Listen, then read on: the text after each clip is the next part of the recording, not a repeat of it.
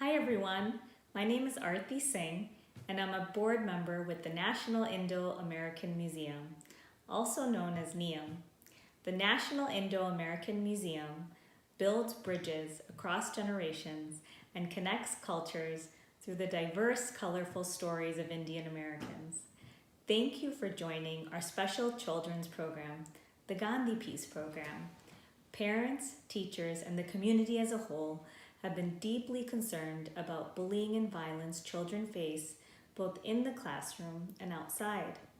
NIAM's Gandhi Peace Program shares Mahatma Gandhi's story with children to explore how we use nonviolent methods to end injustice. We will see how we can use his teachings of peace and nonviolence in our own lives. I am pleased to introduce NIAM's program coordinator and storyteller, Jitesh Jaggi, a two-time winner on the Moth Radio Hour. He has also conducted storytelling at the University of Illinois and the Wake Forest School of Business. Thank you, and please welcome Jitesh Jaggi. Hello everyone, my name is Jitesh Jaggi, and what an opportune moment to talk about Mahatma Gandhi. 2nd October, his birth anniversary, a day when millions of people across the globe remember him and his contributions. So, who's ready for a story time? This story begins in India, a country more than 8,000 miles away from here. When Gandhi was growing up, India was ruled by Britain, the same country that ruled the American colonies. The British came to India more than 400 years ago as traders, and the Indians welcomed them with respect. India had so much to offer them: silks, spices, cotton, tea, and more. And Indians welcomed the opportunity to trade with a foreign country. But things started to change gradually. The British did not want to just buy anymore. They wanted to own. As they grew more and more powerful, they started demanding things from Indian people. They thought themselves as superior to Indians. So they started to tell them what they could do and what they could not do in their own country. And they didn't just say it as a polite request. The British had come to India with a lot of weapons and guns. So they threatened the people of India with violence if they failed to obey. That's like someone coming into your house as a guest and saying, I will tell you now what time you will wake up every day and what time you'll go to bed, what breakfast you'll have for the rest of your life, what room in your own house you can go to, and what room in your own house you can no longer go in. How will that make you feel? Now imagine, how does that make an entire country of millions of people feel? Understandably, people in India were sad and angry. So they started to fight back. And as you can imagine, there was a lot of suffering and bloodshed. While all of this was happening, Gandhi was still a little boy. And he did not see all of this suffering because his parents protected him. Gandhi came from a well-to-do family. So he was shielded from all of this violence and suffering and oppression. In fact, he grew up to be highly educated and even went to South Africa to become a lawyer. However, one day in South Africa, something happened with him, an incident that changed his life. And the way he reacted and dealt with that incident changed the history of an entire country. That simple incident one day began with the purchase of a train ticket. Gandhi one day bought a first-class train ticket and very proudly sat himself inside the train, and he greeted the conductor with a smile. The conductor is the person who checks tickets, right? But the conductor looked at him very harshly and said, "What are you doing here?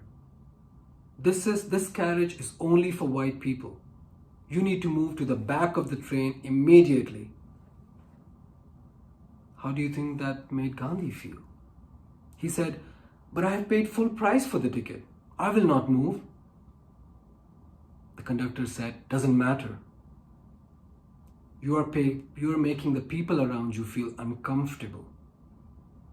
Gandhi looked around him to see only white faces. He felt confused, judged, humiliated, but he wasn't going to let this unfairness, this injustice bring him down. So he refused to move. He said, I won't leave. You know what they did next? They picked Gandhi up and they threw him out of the train. This is the train, and you can see Gandhi lying. How disrespected did he feel that day? And as he was sitting on the dirty station floor, he thought about something. He thought, these are the same people who are ruling the country of India. If this is how they treat me, a young man with money in his pocket and who can speak good English, how are they treating the poor farmer back home who has no money? Or the housewife who doesn't even speak a word of English? What chances do those people have of being treated with respect? It's like his eyes were opened for the first time to all the suffering and all the violence and all the oppression that his countrymen were facing every day of their lives.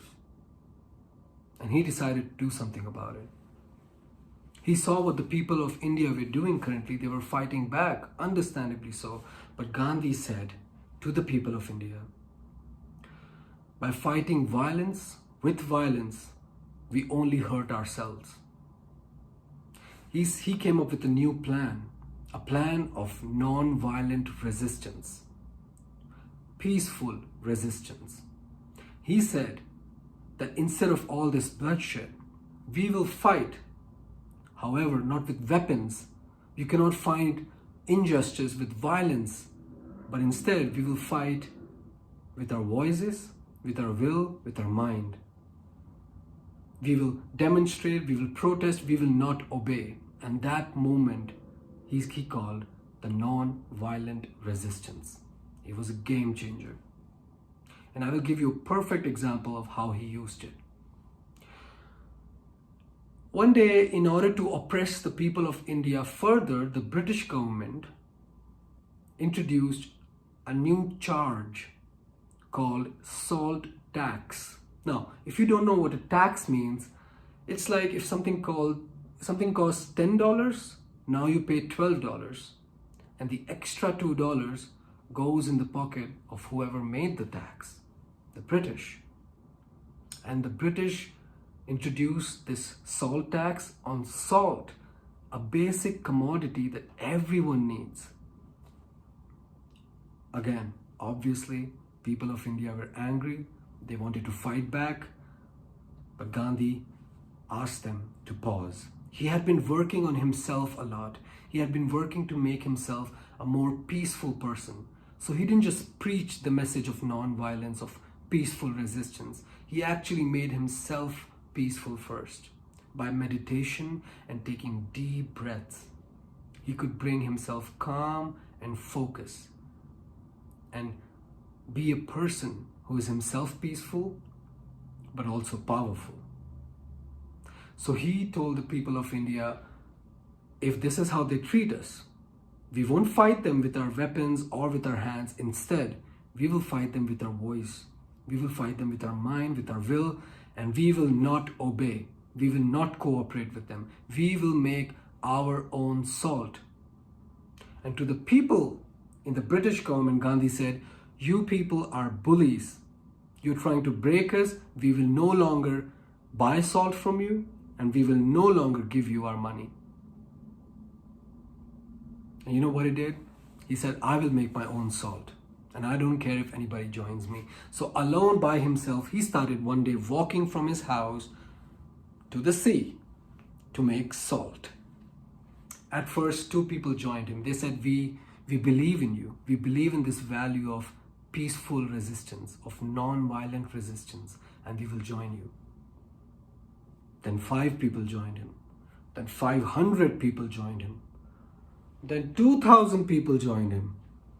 And then, by the end, when he reached to the sea, in a place called Dandi, tens of thousands of Indians were behind this one man, Gandhi. Look at the stream of people.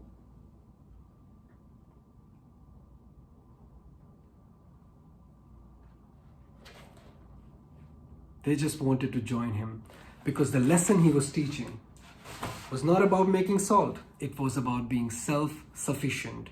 It was about giving a message. The message is, if you treat us poorly, if you bully us, anything that you do, we can do it ourselves. Cheaper, better, and together. And this became a hit all over India. The movement caught fire. Almost the movement spread all across the country, and they started to make everything by themselves. The Indians were like, we are not supporting the British government anymore. We will not fight them, but we will oppose them through demonstrations, through protests, through marches, and especially through being self-reliant, self-sufficient. They even started making the clothes on their back with a very simple instrument. I will show you this.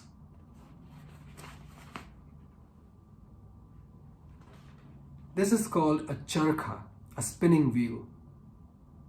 Through this, people, and Gandhi especially, started to make their own clothes by themselves. Things that they were buying from the British government and paying them money as the British government was oppressing them. And Gandhi said, we will win over our oppressors with the power of truth and non-violent resistance. Like I said, this movement was all over India now. People were just surviving by themselves and no longer supported the British government. And after 200 years, in the year 1947, this is finally what broke the Britishers' back. In the year 1947, they finally packed their bags and they left the country, and India was once again a free, independent country. Can you imagine the impact this made? This message spread all across the world. People were just shocked, like one man could be so powerful that he could teach a country of millions of people to drop down their weapons, cause no more bloodshed, no more violence, but still gain independence, still gain freedom. And his message reached even here in America. And one man really caught on to that message. One man really followed that message. You have probably seen him or heard of him. I will show you a picture. Maybe you recognize him. This is Dr. Martin Luther King, right? And in his office, he has a picture of whom? Mahatma Gandhi. Dr. King was very young when he came across the message of non-violence, non-violent resistance from Gandhi by reading Gandhi's work. And he was so inspired that he saw that message, that movement fit for America. He said America needed that to fight injustice, to fight racism, not with their weapons, not by causing bloodshed, but by using the principles of non-violence, which is fighting with your voice, with your will, with your mind. And he encouraged his followers to do protests, demonstrations, sit-ins, marches, all of that to gain equality and respect. So, if you think Dr.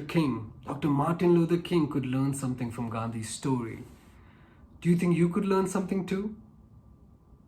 We encourage you to reflect on this story and let us know, what message did you gain from Gandhi's story? let us know in the comments, send us an email, and we will get back to you. In the meantime, I hope this story leaves something for you to think about and to also celebrate this great man who we call the father of our nation, Mahatma Gandhi. Thank you very much.